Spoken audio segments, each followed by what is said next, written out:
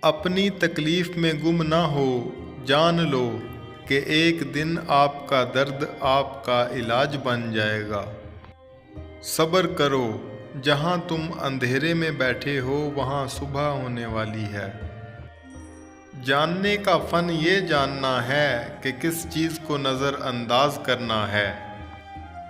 اپنے دل میں مٹھاس تلاش کرو، تمہیں ہر دل میں مٹھاس ملے گی۔ راستے پر چلنا شروع کرتے ہی راستہ نظر آنے لگتا ہے۔ اپنے آپ کو اپنے خیالات سے بچاؤ۔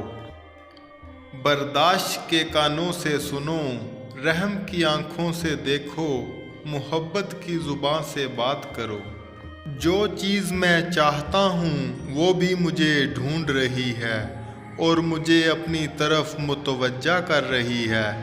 یہاں بہت بڑا راز ہے، ہر اس شخص کے لیے جو اسے سمجھ سکے۔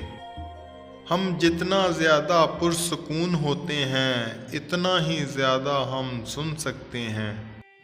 تمہاری ساری پریشانیاں تمہاری خواہش کی وجہ سے ہیں، خواہش چھوڑ دو، تمہیں سکون ملے گا۔ اپنی ضروریات کے لیے دوسروں کی طرف مت دیکھو، جس نے تمہیں پیدا کیا وہ تمہاری ضروریات بھی پوری کرے گا۔ کبھی بھی کسی خوشی کے جانے کا غم نہ کرو جو ہمیشہ کے لیے چلی گئی ہے، کیونکہ یہ آپ کے پاس کسی اور شکل میں واپس آئے گی، یہ یقینی طور پر جان لیں۔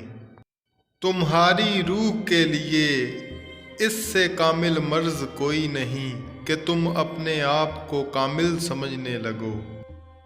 اگر چاہتے ہو کہ سورج کی طرح چمک جاؤ تو اپنی ہستی کو اپنے یار کے سامنے جلا دو۔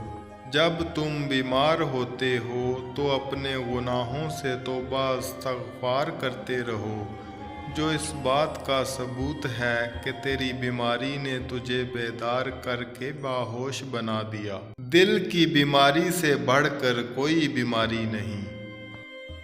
کریم لوگوں کے متعلق ان کو بدگمانی ہوتی ہے جن کے اپنے افعال شیطان اور درندوں جیسے ہوتے ہیں۔